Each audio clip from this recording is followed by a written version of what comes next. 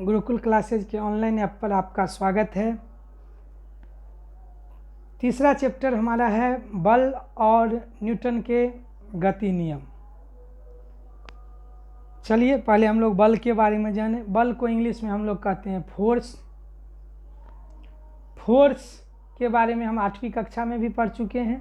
एक बार फिर से उसको रिकैप कर लेते हैं। क्या सब है बल के बारे में, हमने क्या सब पीछे के कक्षाओं में पढ़ा और बल के बारे में क्या जानते हैं।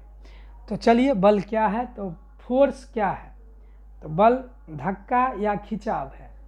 धक्का दुनिया में प्रत्येक वस्तु दूसरे वस्तु को अपनी तरफ खींचती है या अपने से दूर हटाती है। तो अपनी तरफ खींचना आकर्षण और अपने से दूर हटाना विकर्षण। धक्का मतलब अपने से दूर हटाना और खिंचाव मतलब अपनी तरफ आकर्षित करना। तो यह दो घटना हैं जिस एजेंट के थ्रू करती है। धक्का देना या खींचना जिसके द्वारा करते हैं वही कहलाता है बल। तो बल धक्का या खिंचाव है।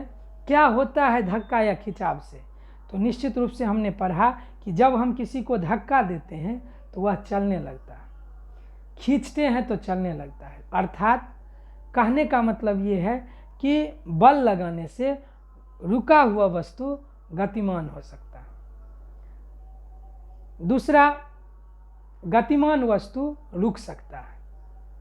तीसरा, आकृति में परिवर्तन लाया जा सकता है। जैसे हम एक गुब्बारा में फूल हवा भरते हैं तो उसकी आकृति बदल जाती है, या किसी को जोर से चोट लग जाती है तो उसके चेहरा का नक्शा बदल जाता है, मतलब उसका आकृति बदल सकता है। रबर को जब हम खींचते हैं तो वह लंबा हो जाता है, छोड़ते हैं तो फिर से वो पुनः अपने स्थान पर आ जाता है। कहने का मतलब ये है कि बल के कारण आकृति में परिवर्तन आ सकता है। बल के कारण गति को बढ़ाया जा सकता है। अगर बल कोई चल रहा और उसको धक्का दे दिया जाए तो उसका स्पीड चाल और भी बढ़ जाएगा। बल से गति को घटाया जा सकता है। बल के ये मुख्यतः 5 प्रभाव हैं। पहला, गतिमान वस्तु को रोका जा सकता है। रुकी हुई वस्तु को गतिमान किया जा सकता है। वस्तु के आकृति में परिवर्तन लाया जा सकता है। गति को बढ़ाया जा सकता है और गति को घटाया जा सकता है। इस प्रकार हम कह सकते हैं कि बल वह धक्का या खिंचाव है जो किसी गतिमान वस्तु को रोक सकता है और रुकी हुई वस्तु को गतिमान कर सकता है। बल वह धक्का या खिंचाव है जो किसी गतिमान वस्तु को रोक सकता है और रुकी वस्तु को गतिमान कर सकता है। और क्या सब कर सकता है, तो आकृति में परिवर्तन ला सकता है, गति को बढ़ा सकता है, गति को घटा सकता है। जब अगर उदाहरण के तौर पर देखें तो एक गेंदबाज तेजी से गेंद को फेंकता है विकेट की तरफ और एक बल्लेबाज उसे सेफ मोड में, ड्राइव मोड में उसे वहीं पर दबा देता है, तो वास्तव में गेंदबाज ने उस पर गति लगाया जिसके कारण गेंद में गति आया। बल्लेबाज ने अपने बल्ले से उसके गति को कम किया, रोक दिया, जिस कारण से वह रुक गई। अगर वह आक्रामक शॉट खेलता है तो वह गति के दिशा को बदल देता है। अब कभी कभी वह उसके गति का भी इस्तेमाल करता है और उसके स्पीड को और बढ़ा देता है। इससे उसके शॉट खेलने में आसानी भी मिल जाती है।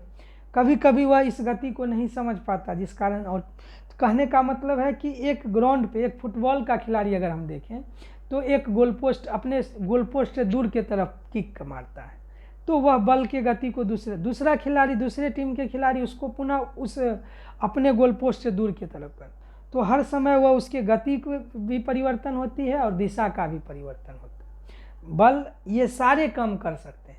रुके वस्तु को गतिमान कर सकती है, गतिमान वस्तु को रोक सकती है, आकृति में परिवर्तन ला सकती है, गति को बढ़ा सकती है, गति को घटा सकती है और गति के दिशा में भी परिवर्तन ला सकती है। बल कैसी राशि है, तो हमने पिछले दूसरा चैप्टर में पढ़ा कि दुनिया में भौतिक राशि 2 प्रकार के होते हैं, एक सदिश और एक अदिश।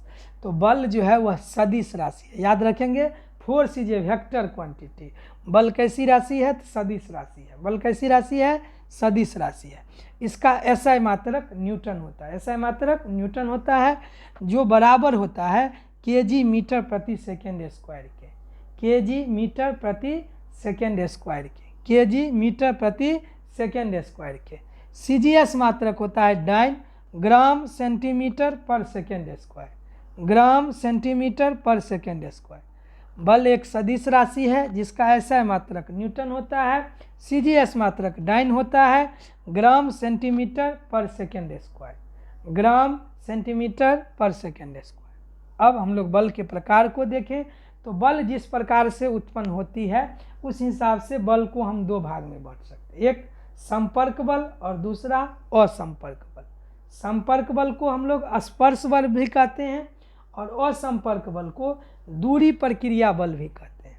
संपर्क बल को हम लोग स्पर्श बल भी कहते हैं और असंपर्क बल को दूरी पर क्रिया बल भी कहते हैं।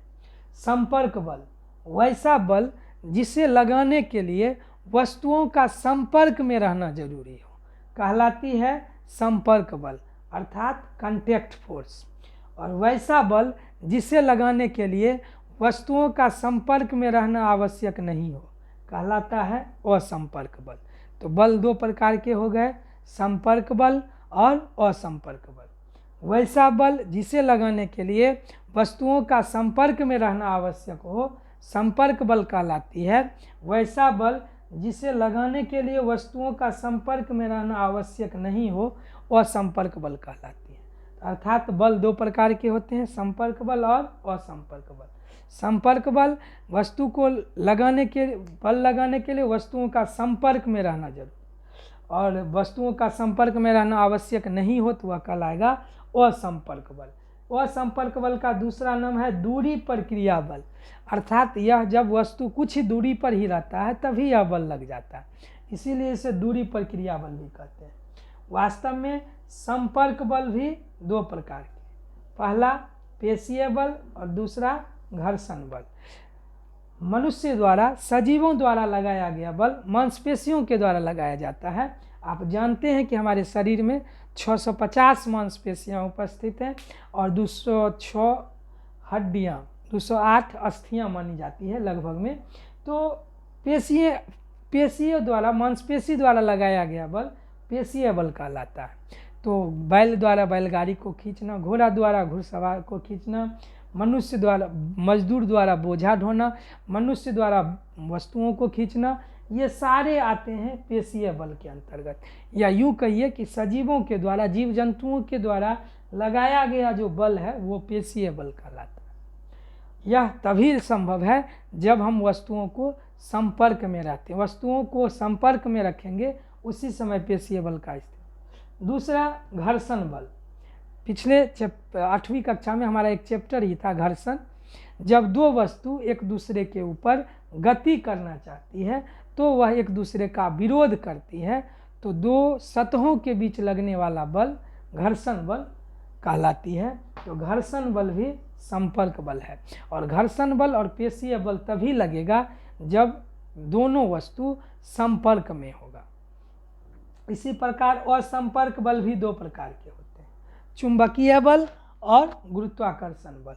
चुंबकीय बल चुंबक द्वारा लोहे को कुछ दूरी पर रहने पर ही अपनी तरफ आकर्षित कर लेती है, तो चुंबक द्वारा लोहे पर लगाया गया बल चुंबकीय बल कहलाती है। जबकि हम जानते हैं कि दुनिया के सभी वस्तु को पृथ्वी अपनी तरफ खींचती है, तो पृथ्वी द्वारा अपने तरफ जिस बल से वस्तुओं को खींचा जाता है वह कहलाता है गुरुत्वाकर्षण बल।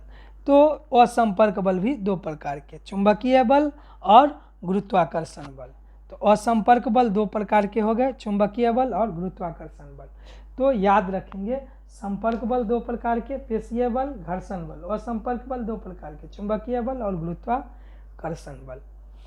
तो आज हमने पढ़ा बल का परिभाषा, बल का प्रभाव, बल का एसआई मात्रक, बल कैसी राशि है, बल का सीजीएस मात्रक, बल के प्रकार, संपर्क बल, असंपर्क बल, संपर्क बल के प्रकार, पेशीय बल, घर्षण बल और असंपर्क बल के चुंबकीय बल और गुरुत्वाकर्षण बल। अपने नोटबुक में इन सारी बातों को निश्चित रूप से नोट करेंगे। अगले वीडियो में हम लोग आगे की कुछ पॉइंट को चर्चा करें। इससे पहले हम लोग जाने कि यहाँ पर बल पढ़ने का एक प्रमुख कारण था कि प्रकृति में, दुनिया में किसी भी वस्तु पर केवल एक बल नहीं लगता, बहुत सारे बल लगते हैं। तो उन सभी बलों का जो जोड़ है वह कहलाता है परिणामी बल। तो बल के कुछ और भी जानकारी हम लोग अगले वीडियो में जानेंगे। धन्यवाद।